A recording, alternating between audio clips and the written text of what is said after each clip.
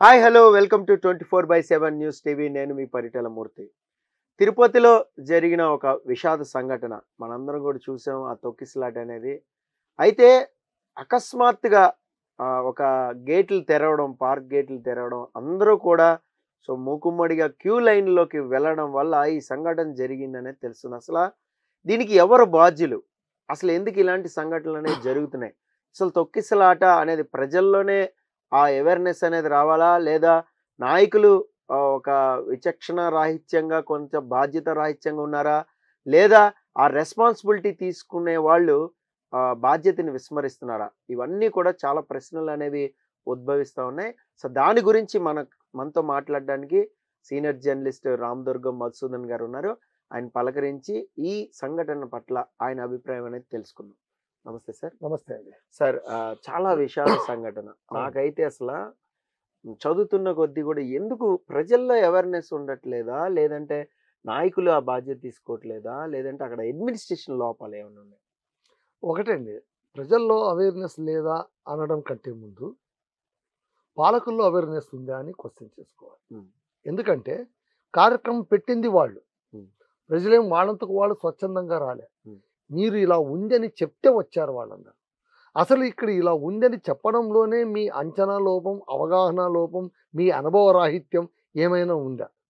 40 years industry అని చెప్పుకునేటువంటి AP ముఖ్యమంత్రి చంద్రబాబు నాయుడు గారు ఈ విషయంగా ఎందుకు ఆలోచించలేకపోయారు? అంటే ప్రతి చిన్న విషయం ముఖ్యమంత్రి దగ్గరికి అడ్మినిస్ట్రేషన్ వెళ్తుందంటారా? అలా ఉండొద్దు. కనీసం అక్కడ బిఆర్ నాయుడు గారు, ఆయన మళ్ళీ ప్రముఖ పాత్రికేయ రంగం నుంచి కూడా ప్రెస్ నుంచి వచ్చినటువంటి వ్యక్తి, ఆయన ఏరి కోరి టీటీడీ చైర్మన్ గా చేసినారు. మళ్ళీ ఆయన ఆలోచించాలి కదా, అంటే లాజికల్ గా ఆలోచించాలి కదా అని ఇప్పుడు ఇవాళ చంద్రబాబు నాయుడు ఒక మాట అన్నాడండి. 2000 మంది పట్టే చోట 2005 మందిని ఎట్లా పంపిస్తారయ్యా, మీకు తెలివి లేదా అన్నారు. ఈ మాట ముఖ్యమంత్రి అనాలనా? అక్కడుండే అధికారులకు తెలీదా? అక్కడుండే పాలక మండలి. అంటే నాకు ఒక డౌట్ ఉంది సార్. ఏంటంటే ఇప్పుడు బిఆర్ నాయుడు గారు బిఫోర్ ఈ సంఘటన కంటే వన్ డే బిఫోర్ దీని గురించి ప్రెస్ మీట్ పెట్టి ఇలా టోకెన్ ఎస్ఎస్డి టోకెన్స్ జారీ చేస్తున్నాము, 90 సెంటర్లు పెడతామని ఒక ఆయనకి ఏదైతే లెటర్ హెడ్ ఇచ్చారో అది చూసి చదివేశారు. అంటే బిఫోర్ దట్ ఆయన ఒక అడ్మినిస్ట్రేషన్ గా అక్కడ ఉన్న లోకల్ ఐఏఎస్ తో మాట్లాడడం కానీ, లేదంటే ఒక డిఎస్పీ మీదకి ఇప్పుడు నెడుతున్నారు నేరం అంతా కూడా, ఆయనతో మాట్లాడడం కానీ చేయలేదంటారా? అంటే ఆ అవగాహన లేదంటారా ఆయన? అసలు సమీక్ష అనేది జరగలేదండి. ఇది అసలు ఇంత పెద్ద కార్యక్రమం అవగాహన వాళ్ళకి లేదు. ఫస్ట్ ఆఫ్ ఆల్ ఇప్పుడు వైకుంఠ ప్రతి ఏటా వైకుంఠ ద్వార దర్శనం చేసుకోవడానికి తిరుమలకు 7 లక్షల మంది వస్తారు. అవును. అది 10 రోజుల పాటు పెట్టరు. కొంతమంది పండితులు 10 రోజులు కూడా పెట్టకూడదు కదా అంటున్నారు. అవును. ఒక రోజే కదా ద్వార దర్శనము, ఏకాదశి రోజు కదా, మళ్ళీ ద్వాదశి, త్రయోదశి, చతుర్దశి, పంచమి ఇన్ని రోజుల పాటు ఎందుకు పెట్టాలి అంటే ఓకే, దాన్ని మనం అర్థం చేసుకోవచ్చు. ఇక్కడ విశేషం ఏంటంటే కేవలం ఒక్క తిరుపతిలోనే వైకుంఠ ద్వార దర్శనం ఉంటుందని కాదు, అన్ని చిన్న ఊళ్ళలో కూడా ప్రతి వైష్ణవ ఆలయంలోనూ కూడా ఉత్తర ద్వార దర్శనం అనేది ఉంటుంది, ఖచ్చితంగా ఉంటుంది. ఓకేనా? సరే, తిరుమలలోన ద్వార దర్శనం చేసుకోవాలన్న క్రేజ్ చాలా మందికి ఉంటుంది. కేవలం 2 తెలుగు రాష్ట్రాల వరకే కాదు, అటు తమిళనాడు, ఇటు కర్ణాటక నుంచి కూడా భక్తాదులు. అంటే అది ఒక ముక్తి మార్గంగా ప్రజలు కానీ భక్తులు కానీ భావిస్తారు. అదొక బిలీఫ్, అదొక నమ్మిక. ఇప్పుడు చెప్పేది వేలం వెరిగా ఎందుకు రావాలి, రాకుండా ఉంటే సరిపోయేది కదా, ఏమి మీ ఊర్లో లేదా వైష్ణవాలయం అంటే అవన్నీ నువ్వు మాట్లాడేందుకు ముందు అసలు ఒకేసారిగా మూకుమ్మడిగా దర్శనం టికెట్లు జారీ చేస్తామన్న మీ తెలివిలేనితనాన్ని మీరు నిందించుకోండి. అడ్మినిస్ట్రేషన్ ఈ తెలివిలేనితనాన్ని నిందించుకోండి. ఇప్పుడు ఆన్లైన్ సిస్టమ్ వచ్చేసింది, డిజిటల్ సిస్టమ్ వచ్చేసింది. లేదా అంటే గత సంవత్సరం నేను చెప్పదలుచుకున్నాను. గత సంవత్సరం ఆన్లైన్ లో ఇన్ని లక్షల టికెట్లు పెట్టారు. ఆ తర్వాత కొంతమందికి కొన్ని సెంటర్స్ లో ఇక్కడ టికెట్లు తీసుకోవచ్చు, కాలినడకన వచ్చే వారికి కూడా వైకుంఠ దర్శనానికి ఎస్ఎస్డి టోకెన్లు వేశారు సార్. ఇప్పుడు లాస్ట్ టైం ఎలా ఉండిందంటే సిచ్యుయేషన్, 2 లక్షల మందికి రోజుకు 20,000 చొప్పున ఆన్లైన్ టికెట్లు ఇచ్చారండి. అవును, కరెక్ట్. ఆ తర్వాత మిగిలిన 5 లక్షల మందికి రోజుకు 50,000 చొప్పున తిరుమలలోనే ఇచ్చారు. మరి కొంతమందికి కొన్ని మార్గాల ద్వారా ఇచ్చారు. ఇట్లా వివిధ మార్గాల ద్వారా టికెట్లు పొందిన వారు 10 రోజుల పాటు వచ్చి దర్శనం చేసుకున్నారు. అదొక పద్ధతిగా నడిచిపోయింది. నేను అనేది ఏంటంటే పాలక మండలిలోనూ సభ్యులు కొత్త వాళ్ళు కావచ్చు, కానీ అక్కడ పనిచేస్తున్న ఉద్యోగులు పాత వాళ్లే కదా, వాళ్ళకి ఈ అనుభవాలన్నీ ఉన్నాయి కదా. పోని పాలక మండలిలో వచ్చి కూర్చున్న వాళ్ళు వైకుంఠ ఏకాదశి ఉత్తర ద్వార దర్శనం ఉంటుంది, తిరుమలకు రావాలని భక్తులు తహతహలాడతారు, దీనికి మనం ఏదైనా ప్రణాళిక వేసుకుందాం అన్న ఒక ఆలోచన కూడా లేకపోవడం ఎందుకు?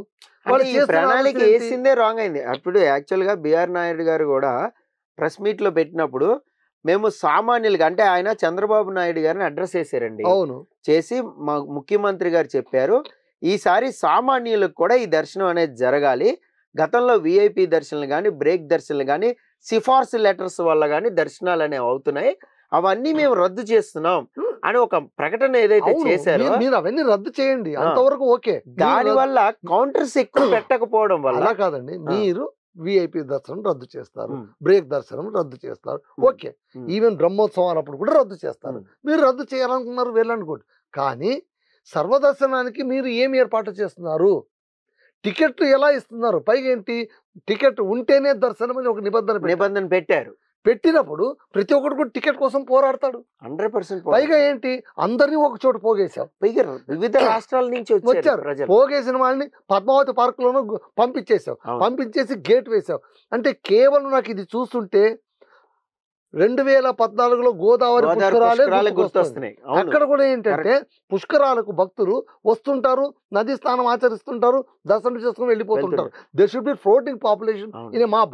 కానీ ఏం చేశారు, అక్కడ గేట్లు బంద్ చేసి చంద్రబాబు నాయుడు వచ్చే సమయానికి జనం మాబ్ బాగా కనిపించాలి, షూట్ చేయాలి అని గేట్లు బంధించే సంస్కృతి వల్లే తొక్కిసలాట జరుగుతుంది. అప్పుడు 23 మంది చచ్చిపోయారు. అవును, ఒకప్పుడు సినిమా థియేటర్ దగ్గర కూడా ఇదే సిచ్యువేషన్ ఉండేది. పుష్ప కూడా అంతేనండి. అక్కడ థియేటర్లో జరిగిన ఘటన కావచ్చు, గోదావరి పుష్కరాల్లో జరిగిన ఘటన కావచ్చు, నిన్న తిరుపతిలో జరిగిన ఘటన కావచ్చు, ఇవన్నీ కూడా జనాలను ఒక చోట గుమిగూడ్చడం, పోగేయడం వల్ల వచ్చిన అనర్థం ఇది. అవును, ఎగ్జాక్ట్. ఇప్పుడు మళ్ళీ ఏమంటున్నారు, జనాలదే తప్పు పడుతున్నారు. తొక్కిసలాడ, మళ్ళీ తొక్కిసలాడకుండా ఎట్లా ఉంటారయ్యా? నువ్వు mass controlling, mob controlling capacity నీకు లేనప్పుడు మాబ్ అనేది నువ్వు చేయొద్దు, పోగేయొద్దు. నువ్వు అసలు ఏదో ఒక రెమెడీ కనుక్కో.